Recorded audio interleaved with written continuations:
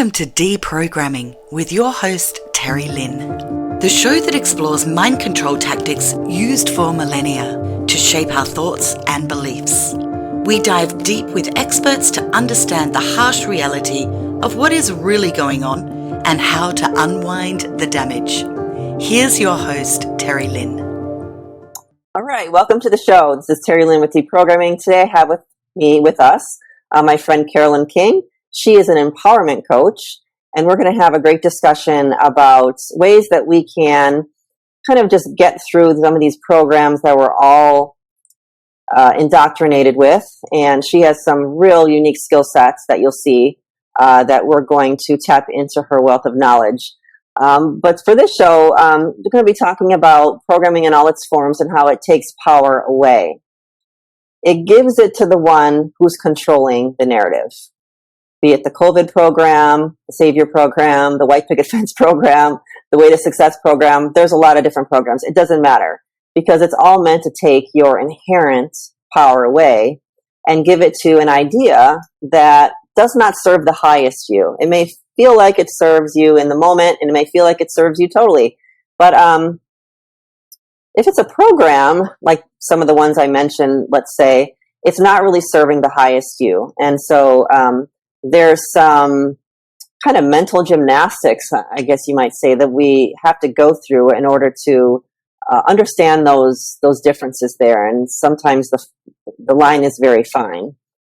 So Carolyn, you're an empowerment coach, and I wanted to talk with you today, merging the bipolar concepts of mind control and empowerment to hash out some ideas and get practical application of some of the material that we're going to talk about today. You and I have personally worked together on a few projects, and what always impresses me about you is the ability to stay in the now. You know that power lies in the now. You also have a knack to empower others, sometimes just to hold a certain, I would say, magical frequency of space. You have definitely helped me in my emerging of my current skill sets. And so I've personally benefited from some of your work. Your abilities are many, but I wanted to specifically focus on how a person who feels, let's say, manipulated, or maybe they don't even know they're manipulated, controlled, and maybe powerless, can get to the point of standing in their truth without reservation. And that's kind of the encapsulated focus of today, is how we can stand in our truth without reservation. And so I wanted to welcome you to the program. And if you wanted to introduce yourself and just say hi, whatever you want to say about yourself, you can go ahead and do that now. Okay. Thank you, Teri. Thank you, first of all, for having me. I really appreciate this opportunity to be live and to share, whatever comes out. I never know, even in sessions that I do, I never know what's going to come forth. It's whatever is needed, wanted and needed in the moment. As you said, I like to stay present in the moment. So about me, I think I tell people I'm everybody's grandma because I'm the mother of 3 adult children. I have 12 grandchildren, and I now have 8 great-grandchildren. And I think family and relationships are the gift of being alive in this time that we're in. And this time that we're in is a very precious, special time. I'm very excited to be alive and to still be alive, I should say. I'll be 78 years old next month in September. And I am, really blessed to be alive, to be healthy, to be still doing my work. My work is coaching people and empowering people that I've been doing since 1979. So I have had a lot of practice. I've worked with and talked to many people, and hundreds, if not thousands of people. I've led seminars and worked with people on in group basis. So I think that when it comes to talking about programming, that you were right when you said some of us don't even know that we are programmed or have been programmed. because we're living in kind of an alternative world where everything is not as it seems.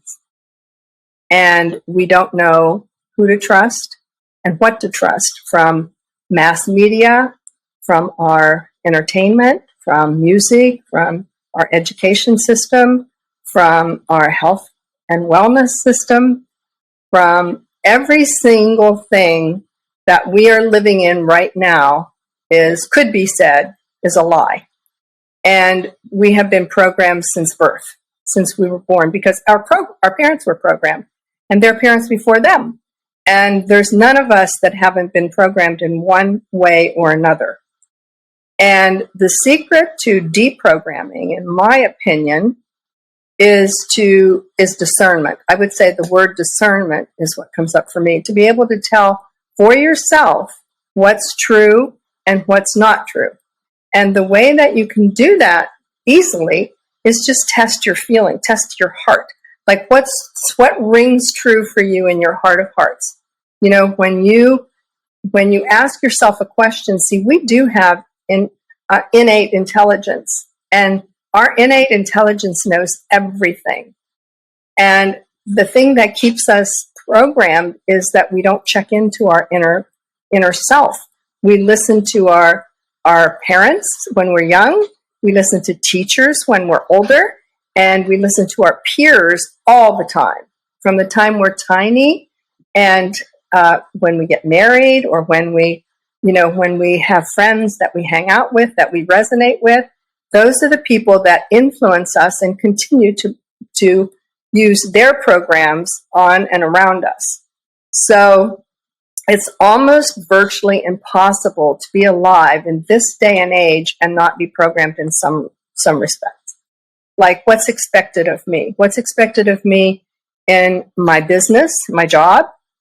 Who do I need to be being when I'm working, when I'm with clients or customers? Who do I need to be being in my family when I'm at a family gathering? When I'm with, people that I love but think differently than I do? Do I speak up? Do I say what is in my heart, or do I just allow the program that they're in and speaking to run me and to run what's going on in that moment? And it's a pretty tightrope to walk. It's pretty crazy, because when you start to realize the programming that you are living under, then you start to say, okay, how do I get out of this? How do I deprogram myself?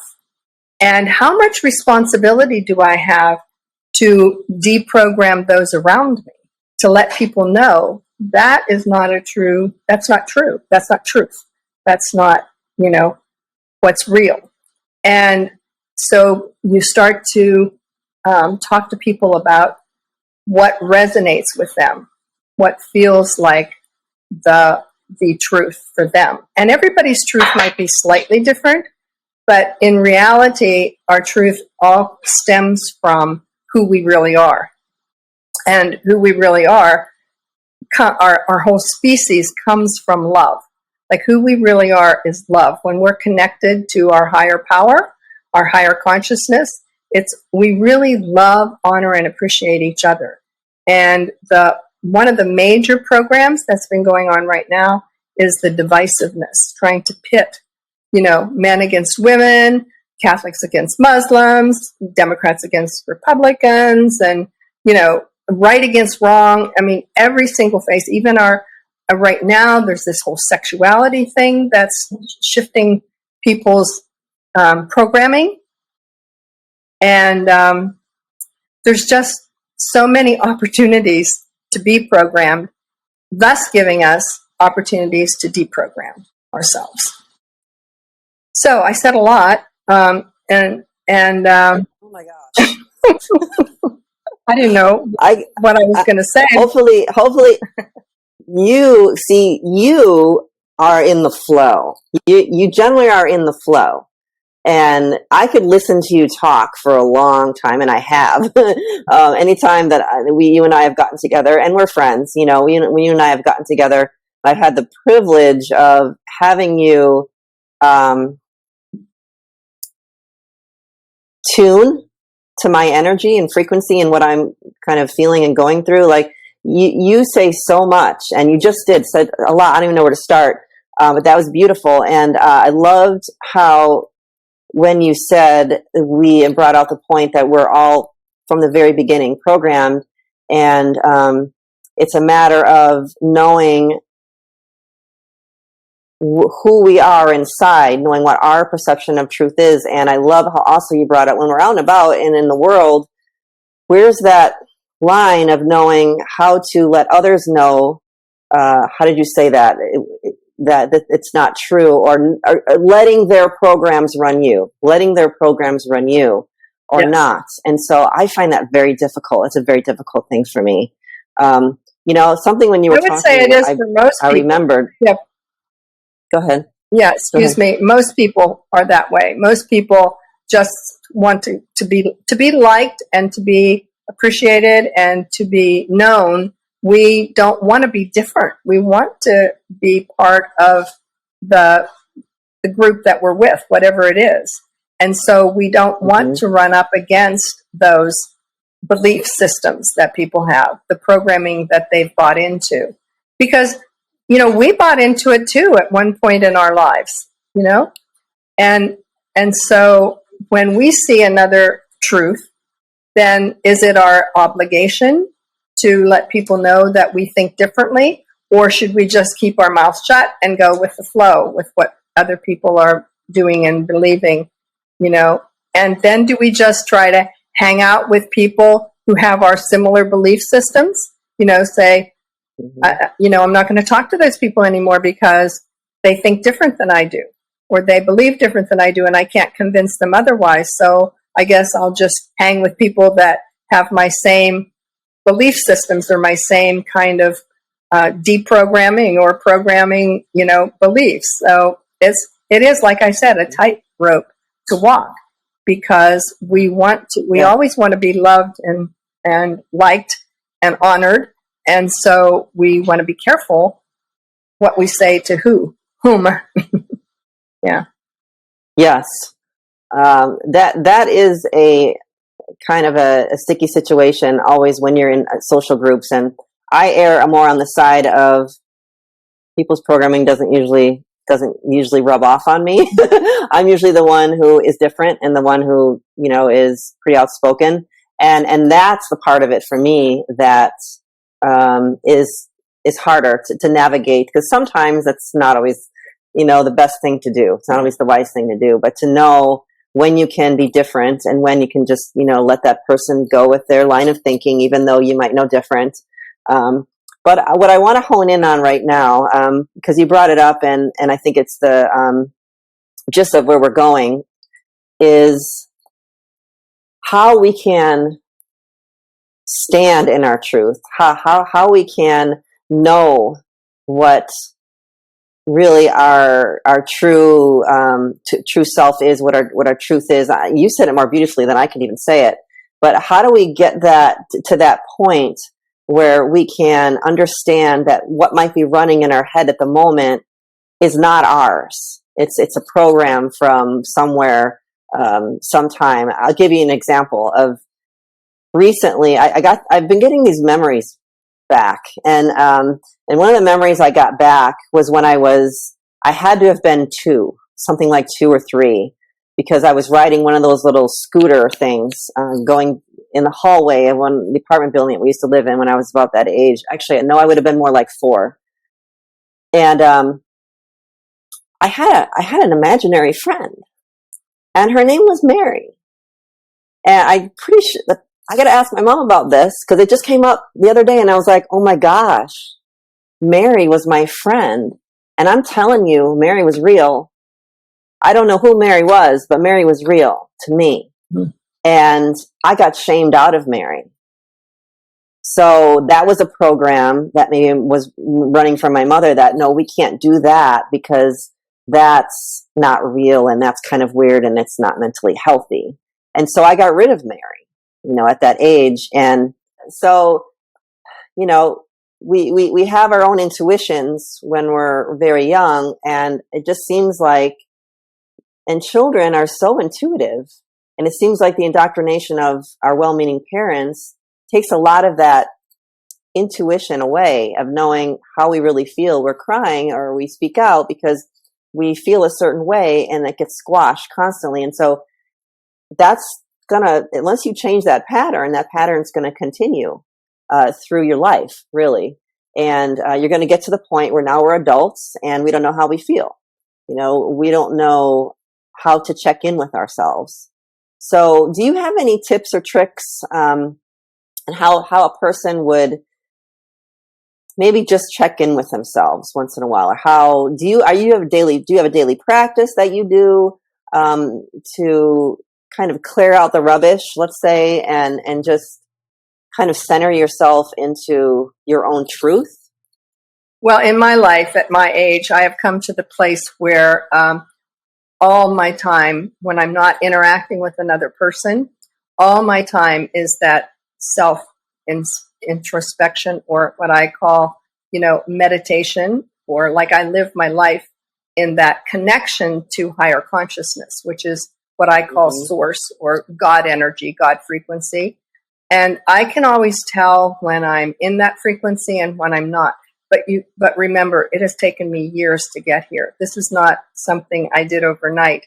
But I've always been a seeker. I've always been looking for truth ever since I was an adult. Well, I'll tell you, ever since I got divorced. When I got divorced at the age of 33, I said, who am I? Because I wasn't a wife anymore. I was still a mother of 3 small children. But I wasn't a wife, and I wasn't in that family relationship anymore. So I had to look at who am I and what is my life about? What do I want out of life? So I started searching, and my searching focused on personal growth and development, what I would call personal growth and development, and introspection and self-awareness. Like I had to be aware of myself in all situations. And this is, if I were to give you an answer to your question of how to do that, I would say it's important to look at the effect you're having in the world around you. So the way that I learned to be with other people was to pay attention to and notice when I said something, what was the reaction over there with that person? Could I tell that they agreed or disagreed? Could I tell that what I said might have upset them, or could I tell that they shut down? You know how you'll be saying something and sometimes people's eyes just glaze over and they don't, they're not listening or not getting they're not resonating with what you're saying. So when that happens, if you are always paying attention to the effect that you're having in the world, because whatever you're doing, however you're being, you're having an effect in the world around you and the people around you. And if you start to care what that effect is, if you start to pay attention and care the effect that you're having on your loved ones, for instance, or on your friends and around you, then you will get more and more self-awareness. You'll get more and more aware of the person that you are inside. Like, how do I want to be being? What am I committed to here? Do I want to have a friendship here? Do I want to make a difference with that person over there? Or do I just want them to understand and hear what I'm saying? Is it about me? Is it about, me telling them what's truth or what's not? Or is it really about me listening to them and getting their point of view? Because I'm a coach, I listen. I'm an excellent listener. And because I listen for what's going on with that person over there, so that if they tell me their story and I can really get it, and when I mean get it is that I listen and I let it in so that I experience it, like if that were me, I get their pain, and I get their sorrow or their hurt or their upset or their whatever is going on with them. If I get it and I can let go of it after we're done talking, I get it and I let go of it, then that relieves some pain over in another person. that will allow them to let go of maybe some stress or upset or some pain and sadness around whatever they shared with me. So I think it's important to be in the world and look at the effect you're having with people around you, and how you really want to be with people. Like, who do you want to be being? Who do you want to be being with your mother? You know, what effect do you want to have on her versus what you want to get from her? Or if you want to try to change her mind about something, you see? So, does that answer your question? I think it does. Yeah, I think so. Well, we're going to get into it more, but I just wrote some notes down while you were talking, so I didn't forget some of the stuff. The support. So, let me start by saying this. So, when you go through your life, and especially when you're, in your adult years, and you start to see patterns, if you're even a little bit aware, you should start to see patterns. Or else you can, if you become aware at some point, look back in time and notice patterns that you've seen throughout your life. If you notice patterns, I guarantee you it's not everyone else that's created those patterns, it's you. It's a pattern that you've created. And so what I've done is I've seen some really strong patterns in my life, and I'm like, okay, I can't deny that this is a pattern. And I also can't deny that I'm the common denominator. And so now the work begins. First is the acknowledgement of what pattern or program you have running, whether it's something that was instilled as a kid, or not, or the world. Well, usually a lot of it starts as a kid, but whether it's from your parents, the upbringing, or the world, there's a way that you coped with whatever that was, whatever that stressor was, whatever that situation, circumstance was. You coped. And I can also guarantee you that you coped in the best way possible for you. It wasn't wrong at the time. Now, when it becomes a pattern, you haven't unlearned your way out of it, then it might become a problem. But when I work with clients too, my coaching is generally around health and wellness, but the eating part of it, eating psychology and that kind of thing. I talk about this with clients. Whatever their patterns of behavior are, that was a safety mechanism. There was something that made you safe. There was some reason why you did that, and there was a darn good reason why you started doing that. And there's no fault in that. But now it's time. Now it's time to realize how that started and how the pattern is not serving you in other situations. You needed it then, whatever that behavior was, and now you don't need it anymore. So just to become kind of aware of that, and I wrote down support needed, because we need supports as we are evolving ourselves. And you were talking about how you work with people as well, and how you do that, and you take some of that burden, and I've felt that from you working with you as well. We need to have support. We can't do this on our own. We cannot isolate and try to figure out how to evolve. We need other people. We need people so what I do is I find people to mentor me, and I do this intuitively too. Like, I'm drawn to people in some instances that have qualities that I want, are doing things that I want, have accomplished things that I want. And then I'm like, I try to get close, or I try to, or I just outright hire them, if that's the situation. So you have to have people in your lives that, I think there's a rule of like five key people in your life.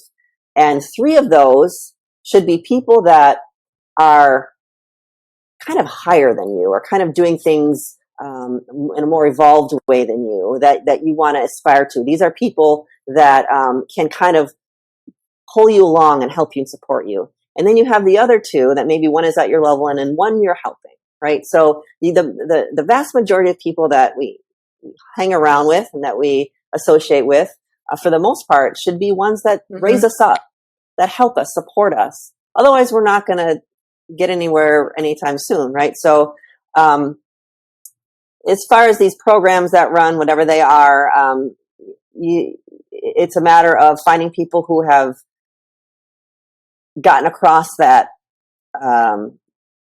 that line and can have something to offer you. We are all creators. I wrote that down as you were talking. So we are going to create what we need and what we want. And so you had mentioned, what do you want?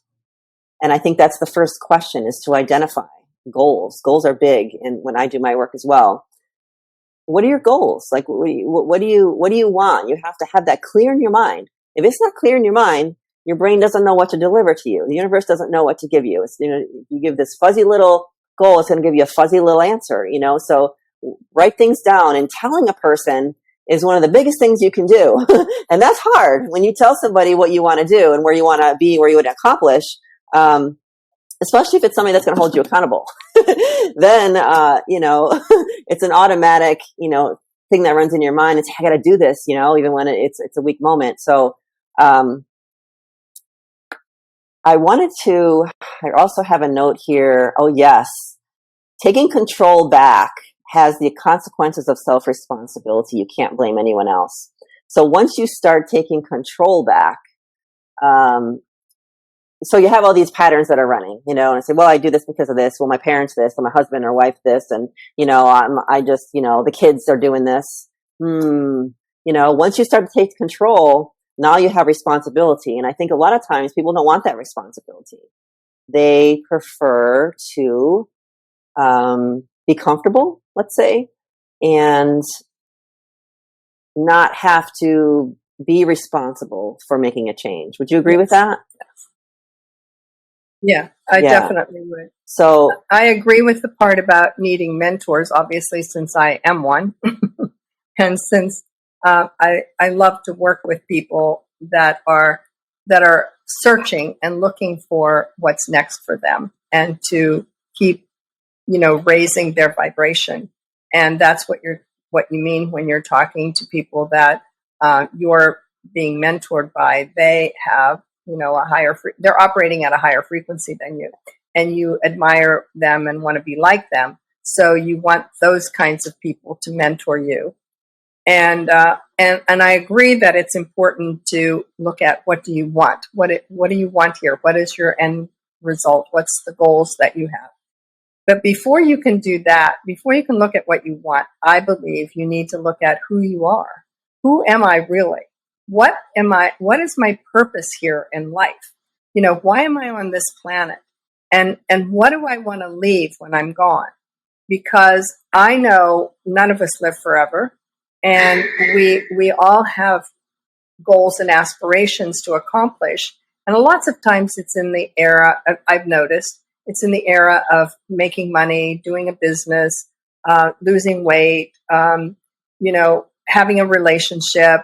Those are the kinds of things we want to attract to us. But before we can do that, all those things, we really need to look inside ourselves and say, who am I really? And what am I here to accomplish on the planet?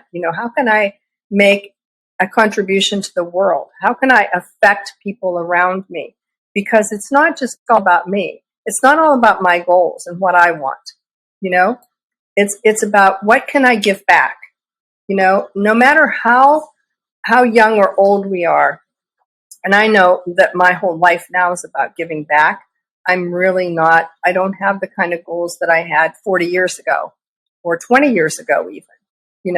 The goals to make money and to be successful and to be respected. I've accomplished those kinds of goals. Now what I want is to make an impact in the world, to make a difference, to contribute to the planet, not just to individual people that I coach, of course that, but I want to leave my mark. I want people to be empowered. I started out empowering women back in the 70s and 80s because I knew I was a woman who needed to be empowered. I was disempowered as a child by my father. My brothers abused me, and I was very much disempowered. And in order to find my true self, I had to find where I could get empowered. and what courses I could take. Usually it was about studying, reading, taking courses in self-development, and it was all about learning who I am first. And when we figure out who we really are, then we can see what our natural gifts are that we have to contribute to the planet. Because we have natural gifts. Probably my best natural gift is listening to people, and contributing by giving people my energy and my love and my support. That's who I am in the world, and that's what I have to give. And if we look at the difference that we can make for other people, then all of the things that we want happen. It's really true, that you get back 10 times what you give out in the world. That's a biblical principle too. Your cup overflows in that case. What came up for me when you were talking there is when you're figuring out who you are, initially what came up for me was, I didn't like who I was. And then what I realized 2 seconds later after I thought that thought was, no, that I wasn't looking at who I was. So what I was looking at, bear with me for a second. What I was looking at first was kind of what the world saw of me, how I presented myself to the world. I didn't like that.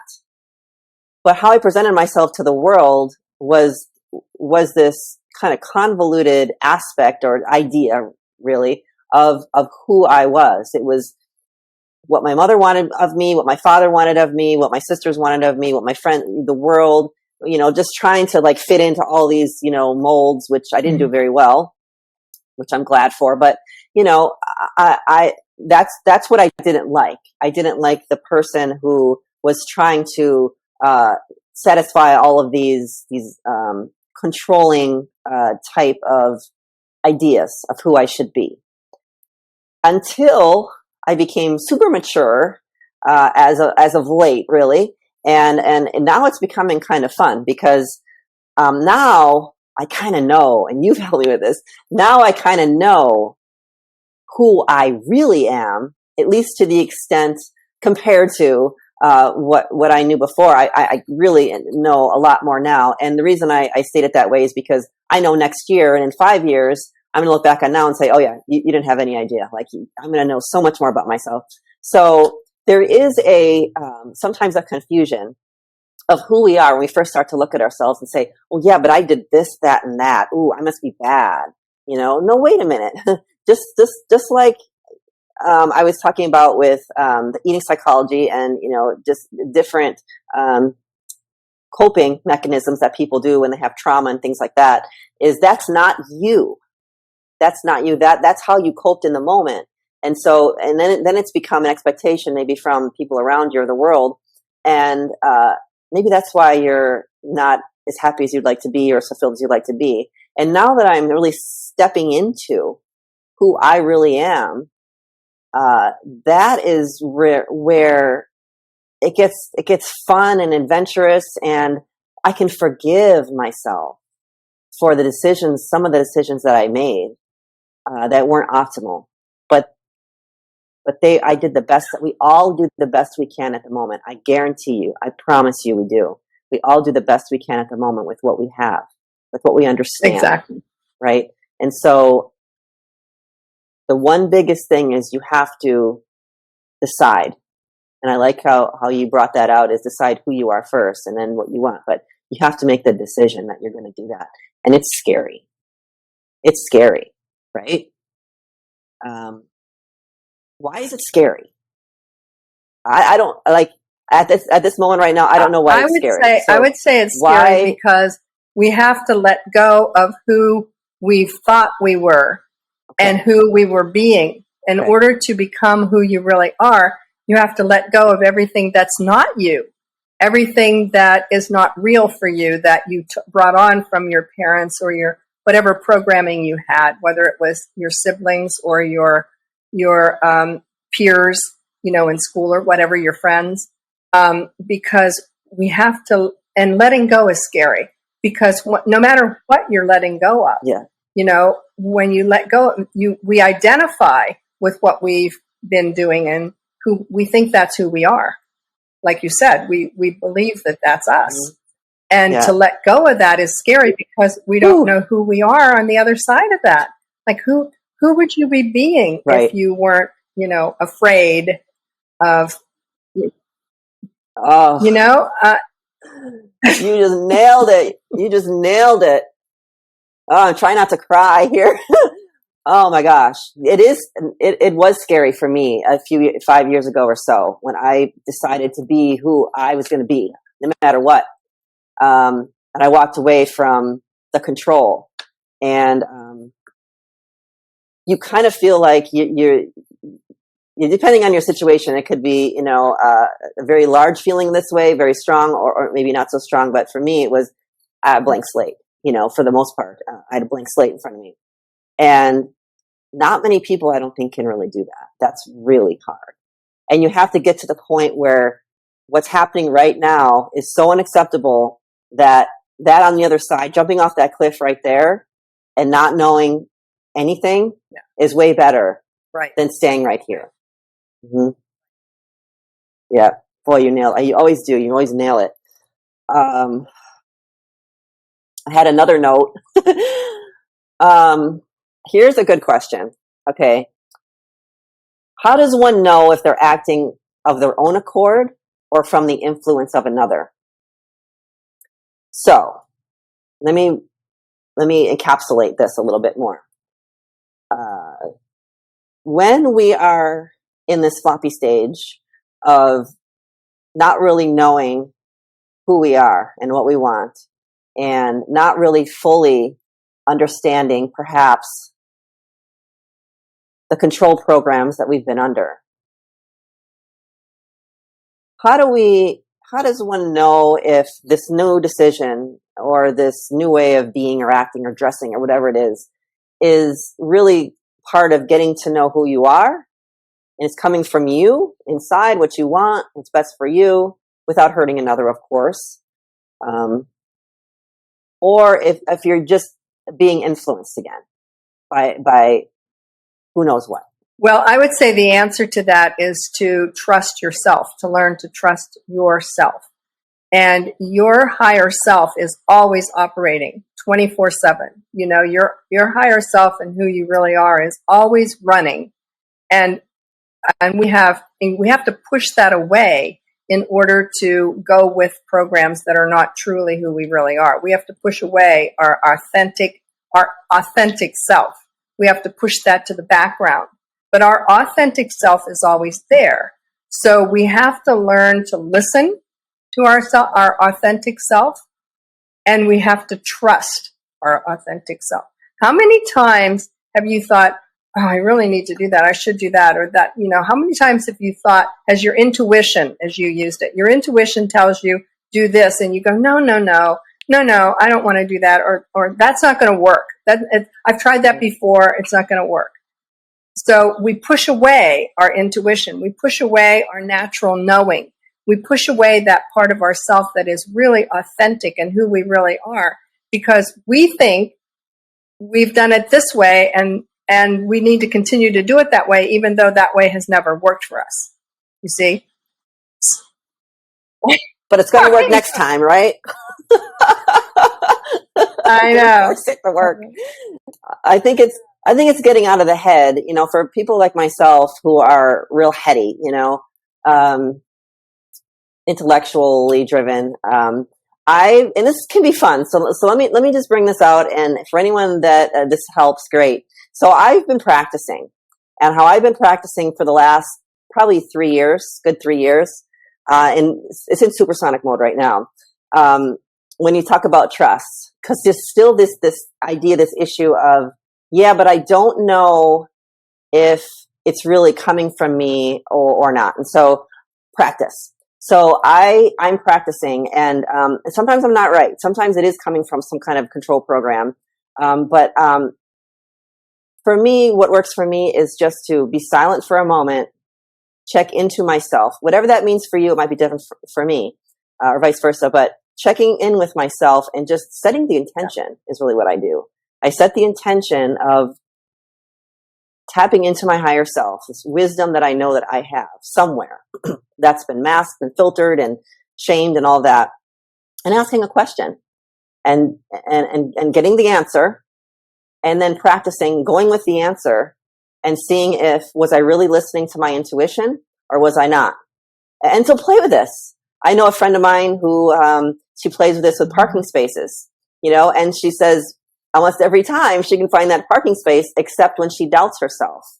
And she doubts herself usually at this point only when there's someone else in the car who thinks that that's kind of a crazy idea. So that trust process of just trusting the answer and not going, oh yeah, that probably wasn't right. Because sometimes the answers are like, no, that can't be it. And so you just have to practice with it, and boy, it gets really fun. I know some people that use, different ways that they check in with themselves, really is what it is. Pendulums or, certain muscle testing, like the muscle testing. I never got good at that. But for me, I'm finding that this is working and I like this. And so trust and then practice. And it's okay to be off a little bit, right? It's not the end of the world. I wouldn't start with big things, but I think that's how we can start to begin to get good at knowing if we're being influenced by an outside force or if this is really coming from us, and because if it's coming from your higher self, it's not going to hurt anyone else. Absolutely. Would you agree with that? Absolutely. Yeah. And the more we do it, like you said, practice is the key, because the more you do it, the easier it gets. And the more that you trust yourself, the more you're going to trust yourself in the future to go with what your inner self says is the way to go. Yeah. Whew. Okay.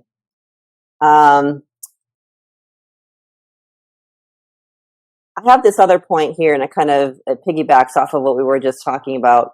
Practice needs to be a part of taking sovereignty back. And really what we're talking about too is personal sovereignty. We need to unwind damage and learn to take ownership of our own thoughts, decisions, and actions.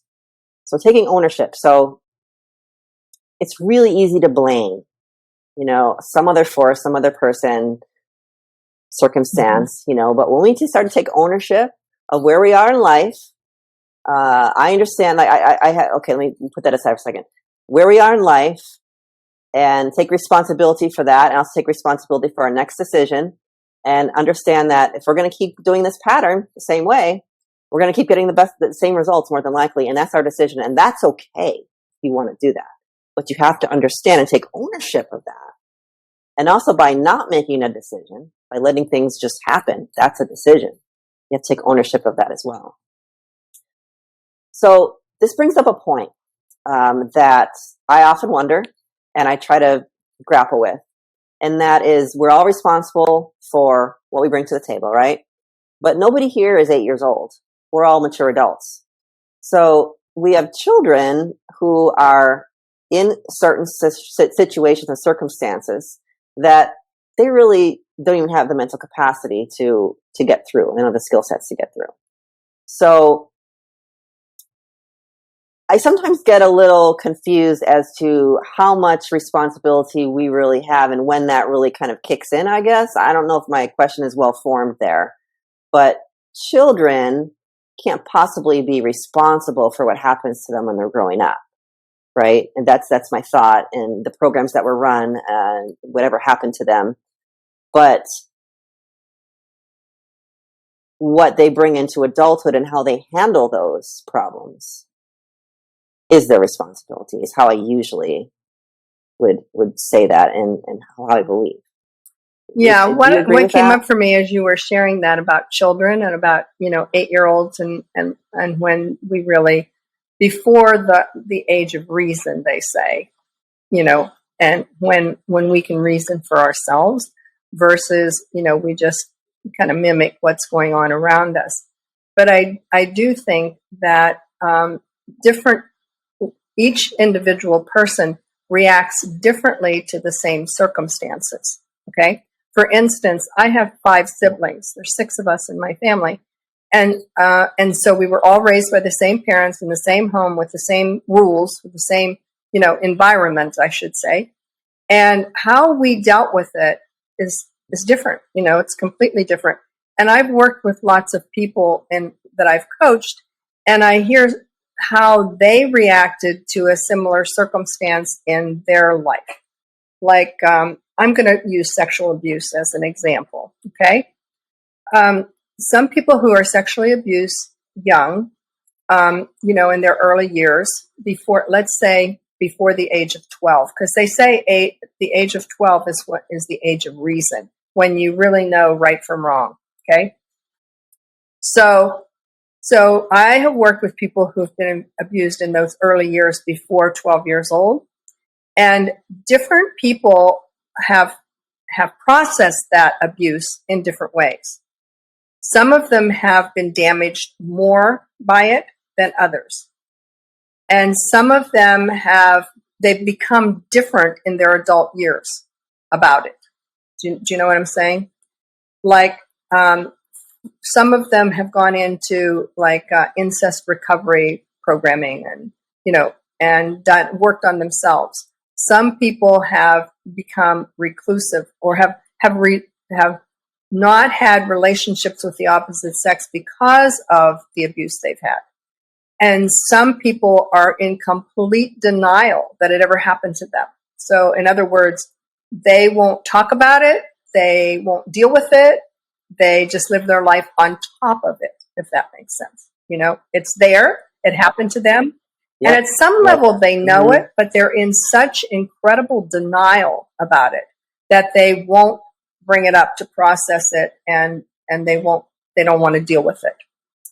So my point is towards what you said about how we can, deal with things that happen to us as a child that we aren't really responsible for. I think that's what you said. We're not responsible for what happens to us. That's accurate. Those children that are sexually abused are not responsible for attracting that abuse. I don't believe that they attracted it somehow or some way. I believe that it happened in their life, and then as they grow up and mature, they get to deal with it. They get to decide for themselves how they're going to process that and how they're going to go on in life, how they're going to deal with it in life. And different people process it in different ways, and some people don't process it at all. Like you said, some people stay. I believe there are people who are born into programs, live their life through the programs their whole entire life, and die with that program and don't ever get above it. They don't ever rise above the programming that they've had, whatever it is. Mm-hmm. So you have to look at who you are. That's why I said you got to figure out who you are as a person. Like, am I the kind of person who's going to get above all of the damage that's been done to me psychologically, emotionally, physically? I've been damaged. So what am I going to do about it? Yes, I'm not responsible for it. I didn't cause it. I didn't create it. Or if I did, now I got to take responsibility for it, even if I did create it, even if I was the aggressor in a situation, in an abusive situation, I still have to take responsibility for that. Right. Mm-hmm. And so I get to decide, who am I really in this lifetime? Who do I want to be being? Do I want to be a victim? Do I want to be someone who makes a difference with people? Do I want to be a contributor? Do I want to be generous and gracious and loving and kind? Or do I want to be mean and vindictive and get even with these people, who abuse me or whatever it is? So we have that decision to make. And I like the word you use, sovereignty, because we all are individual sovereign human beings. And we're all connected at the highest source. We're connected by love, by that love of God or that love of source. That's who we are. That's where we came from. That is us.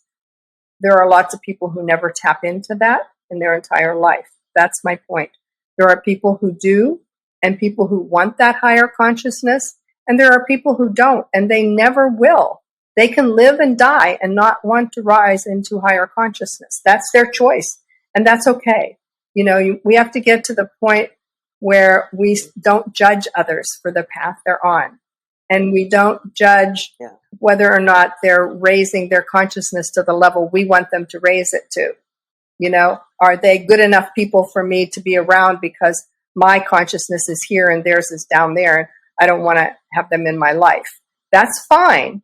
That's a choice we make. But we are all sovereign individuals, and we get to choose who we're going to be and who we're going to hang out with in life. Oh my gosh. More bombs dropping. So true. I guess I look at it like when we are not just at the age of reason, because frontal cortex isn't even done at 12. Developing, until we're 20 something. I heard the latest is 24. So let's say mid 20s. So mid 20s when we realize, here's the plate we have. This is the plate we were served. And maybe throughout the last decade or so of that 25 years, we're coming into this responsibility age where we started to make decisions on our own, but we didn't realize they were based on a lot of these prior programmings, control mechanisms and such. And so that's kind of forgivable. So once the frontal cortex, this is my own opinion, once the frontal cortex, we mature in all ways, like our brain is done developing. And then I feel like, okay, here we have the plate, and we start to realize, oh, look at this plate that I have. Some of it's your stuff, for sure. And some of it's not. It was just what you have. This is what and everybody has a plate. We all have a plate. And I'll tell you what, if we all stood in a circle and everybody threw their plate in the middle, you take yours back, because we all have a plate, and you look at somebody else, you go, oh no, I don't want that one, because you don't know what people are dealing with. So there's that time you get to decide, like you said, from there, how am I going to deal with this plate? Do I just want to kind of go like this and say, no, I'm just going to I'm going to be over here and, do these little things and not rise above that, which is okay. Like you said, as long as you're not hurting anyone else, because some people perpetuate these programs while they're hurting people. That's not okay. That's not what I'm saying. Or you can decide that you're going to figure it out. And that's who I am. I'm going to figure it out. And I'm not going to stop figuring it out, even though some days I swear I won't be able to go another day, but I'm still here. And so, you just have to decide, what you want. Like you said, you make a decision. And there's so many levels and so many things to it that we have to go through. It's, who are you? What do you want? Getting support. I love how you said love. So people often say God is love. Actually, love is God. That's even in the scripture that God is love. It's not something that, and source is love. Like that is source. Love is source. Love is God. So that is what we can tap into, and that's why when we tap into that, and I said earlier, when you tap into that answer and that intuition, that's your higher self, is it's never going to be hurting anyone else, because you're tapping into the God consciousness, if you will, or just love. The program of love is what it is, right? I just made that up now. So it's the program of love, and that is where we want to be. Those of us who are trying to get through this matrix, or just get through this, thing we call life, and trying to evolve in whatever ways that we decide we want to, right? Whew. I think we made some great progress. When you and I get together, we always, when we have a discussion at hand, whatever it is, you always deliver, Carolyn. You always deliver. And I so appreciate you in that. And, you are the epitome of never giving up. And you've told me straight up, you're never going to give up. You're just going to see this thing till the end, and I applaud you for that. Is there anything you wanted to say as we close? Anything you want to add, or something that we might have missed? In conclusion, what I would say is the most important thing is self-awareness, learning who we are, and discovering what our life purpose is. And I love how we're wrapping this up with a big bow, is that love is all there is. Because that's a Beatles song. Do you remember that song back in the 70s? Love is all there is. I really think that's the essence of life, is love is all there is. And when we come from love, we can't make a mistake. We can't do it wrong. And you can ask yourself with every decision you're about to make, am I coming from love? And you won't make a mistake. Thank you, Teri, for having me. I so appreciate who you are and what you're doing in the world and the difference that you're making. And I'm honored to be your friend, and I'm honored to be your partner and to have interviewed with you. So blessings to you and everyone who hears this and sees this. May they have a blessed life. Thank you. Well, it's an honor to have you on, and thank you so much. I appreciate that. You've been listening to Deprogramming with host Teri Lynn. To connect to Teri or to check out our other shows, head to livesource.global. And don't forget, hit the like, subscribe and share buttons. This show has been brought to you by Source Light Productions.